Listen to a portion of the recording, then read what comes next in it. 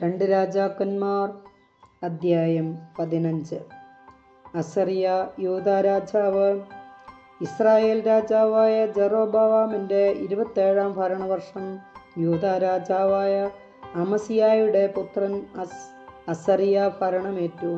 അപ്പോൾ അവന് 16 വയസ്സായിരുന്നു. അവൻ ജെറുസലേമിൽ 52 വർഷം ഭരിച്ചു. ജെറുസലേമിലെ യാക്കോലിയ ആയിരുന്നു അവൻ്റെ അമ്മ. അവൻ പിതാവായ അമസിയായെപ്പോലെ കർത്താവിന് മുൻപിൽ നീതിപൂർവം വർദ്ധിച്ചു. എങ്കിലും പൂജാഗിരികൾ നശിപ്പിച്ചില്ല. ജനം അവയിൽ ബലികളും ധൂപവും അർപ്പിച്ചു പോന്നു. കർത്താവ് രാജാവിനെ ശിക്ഷിച്ചു. അവൻ കുഷ്ഠരോഗിയായി. മരണം വരെ അവൻ മറ്റുള്ളവരിൽ നിന്ന് അകന്നു താമസിക്കേണ്ടി വന്നു.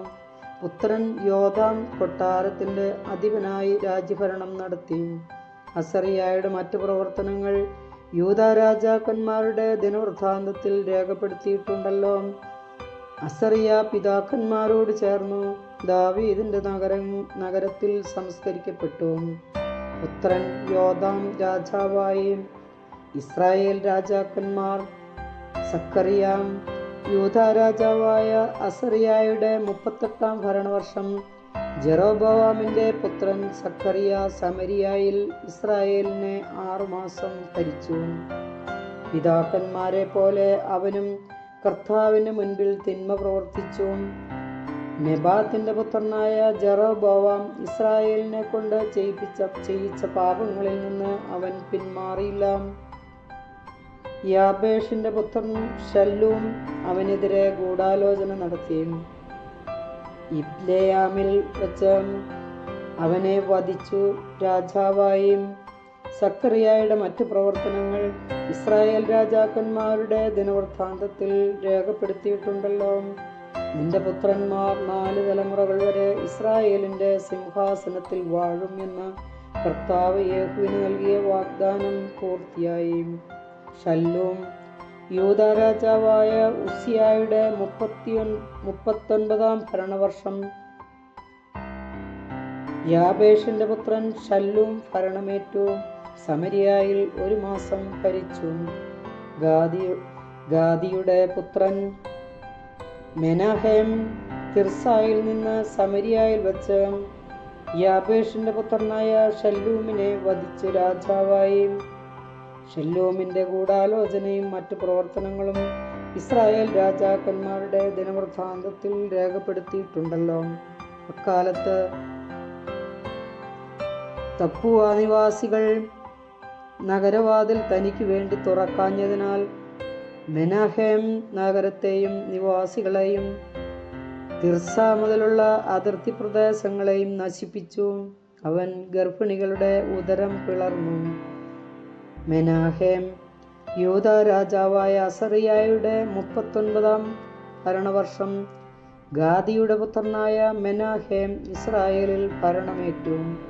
അവൻ 10 വർഷം സമരിയായിൽ ഭരിച്ചു. അവൻ കർത്താവിൻ്റെ മുൻപിൽ തിന്മ പ്രവർത്തിച്ചു. നെബാത്തിൻ്റെ മകനായ ജെറൊബോവാം ഇസ്രായേലിനെ കൊണ്ട് ചെയ്യിച്ച പാപങ്ങളിൽ നിന്ന് ഒരിക്കലും വിട്ടുമാറിയില്ല.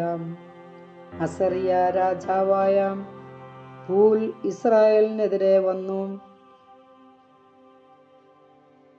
തൻ്റെ രാജ്യപദവിക്ക് ഇളക്കം തട്ടാതിരിക്കാൻ മെനാഹേം അവന് 1000 താലന്ത് വെള്ളി സമ്മാനിച്ചു.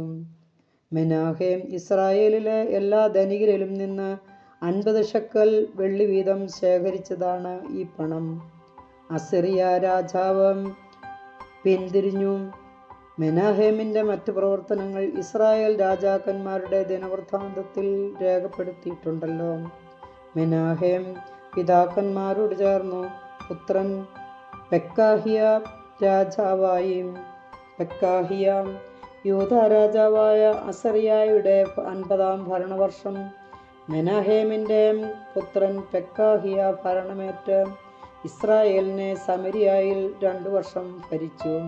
കർത്താവിൻ്റെ മുൻപിൽ അവൻ തിന്മ പ്രവർത്തിച്ചു.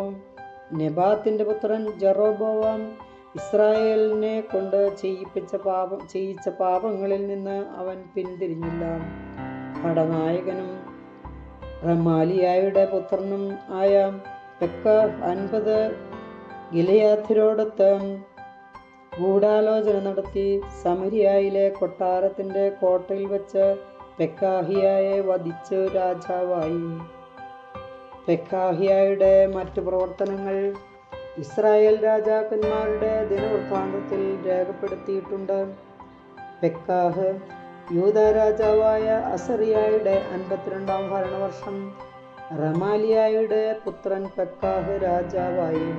അവൻ സമരിയായിൽ ഇസ്രായേലിനെ 20 വർഷം ഭരിച്ചു. അവൻ കർത്താവിന്റെ മുൻപിൽ തിന്മ പ്രവർത്തിച്ചു.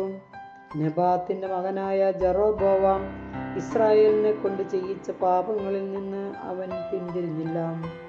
ഇസ്രായേൽ രാജാവായ പെക്കാഹിന്റെ കാലത്ത് Ijon, Abel, Beth Maacah, Janoah, Kedesh, Hazor, Gilead, Galilee എന്നിങ്ങനെ നഫ്താലി ദേശം മുഴുവൻ അസിറിയ രാജാവായ തിഗ്ലത്ത്-പിലേസർ പിടിച്ചടക്കി. ജനത്തെ തടവുകാരാക്കി അസറിയായിലേക്ക് കൊണ്ടുപോയി. ഉസിയായുടെ മകൻ യോഥാമിന്റെ 20 ഭരണവർഷം ഏലായുടെ പുത്രനായ ഹോസിയ റമാലിയായുടെ പുത്രൻ പെക്കാഹിനെതിരെ ഗൂഢാലോചന നടത്തി. അവനെ വധിച്ചു രാജാവായി. പെക്കാഹിന്റെ മറ്റു പ്രവർത്തനങ്ങൾ ഇസ്രായേൽ രാജാക്കന്മാരുടെ ദിനവൃത്താന്തത്തിൽ രേഖപ്പെടുത്തിയിരിക്കുന്നു.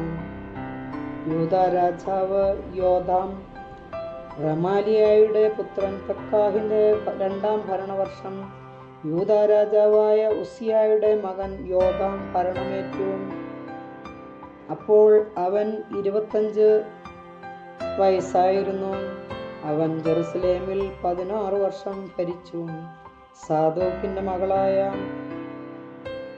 യെറൂഷ ആയിരുന്നു അവന്റെ മാതാവ്.